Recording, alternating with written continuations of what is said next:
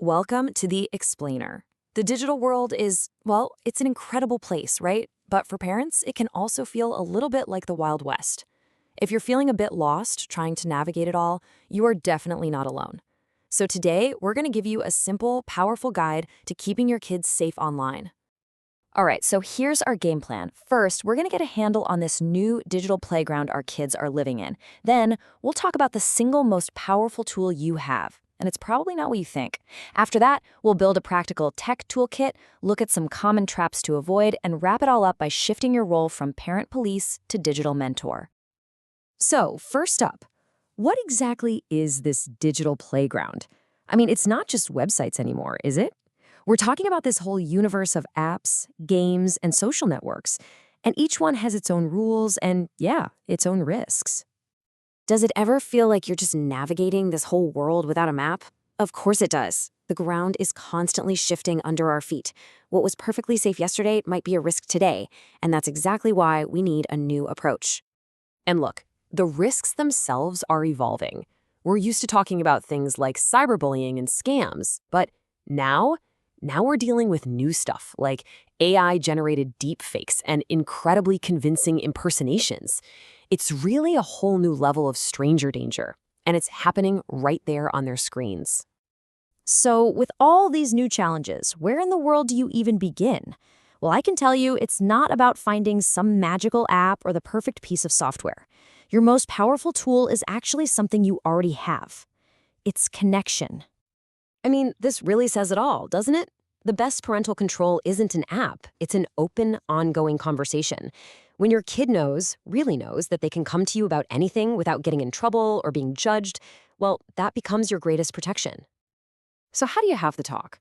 Well, first thing to know is it's not a one-time lecture. It's a whole series of small conversations. The key is to listen first. And hey, share your own experiences, maybe even your own mistakes. Make it a chat, not a confrontation. And when you set expectations, try to do it together. That way, they're not just your rules, they're our rules. Okay, so once you've got that foundation of trust, then it's time to build out your tech toolkit. And just remember, these tools are here to support your parenting, not to replace it. They support the conversation. They don't become the conversation. And this is absolutely where you have to lead by example. I mean, if you want them off their phones at the dinner table, you need to be off yours too. It's really about creating a family culture where that real-life, face-to-face connection always comes first. Now, for social media, these are kind of the non-negotiables, the golden rules. Keep profiles private. Think before you post. Never ever share personal info like your address. Be a good human online. And for goodness sake, don't accept friend requests from strangers. These are the basics that'll keep them safe as they start to explore. All right, let's talk parental controls. A lot of people feel weird about this, like it's spying, but try to think of them more like digital training wheels. Seriously, they're just there to provide a little support and a safety net while your child is learning to ride on their own. You've basically got two main options here. You've got network-level controls, which you've set up on your Wi-Fi router. Think of that as a gatekeeper for your entire home network. Then you've got device-level controls, like an app on their phone, which is more like a chaperone that goes with them wherever they go.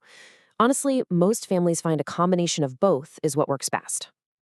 Okay, now that you have your tools, let's talk about the traps.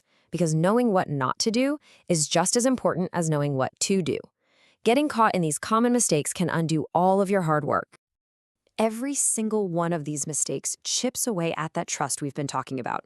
Snooping without talking about it first. Just relying on an app to do the parenting, setting rules one day and forgetting them the next, and lecturing at them instead of listening. It all sends the same message. I don't trust you. And that's just going to push them away. And that brings us to our final point, reframing your role.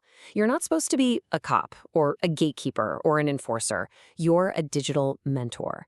And that is a much more powerful and frankly more effective role to play in the long run. This right here is the ultimate goal. The rules and the controls, they're temporary. Your real job is to be their trusted guide, the one who empowers them to make their own smart, safe choices online. It's not about control. It's about building their confidence and their critical thinking skills. So let's make this real. What is the first conversation you're going to start with your child this week? It doesn't have to be some big, scary talk.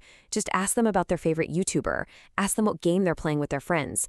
That simple act of showing you're genuinely interested, that's the most powerful first step you can possibly take.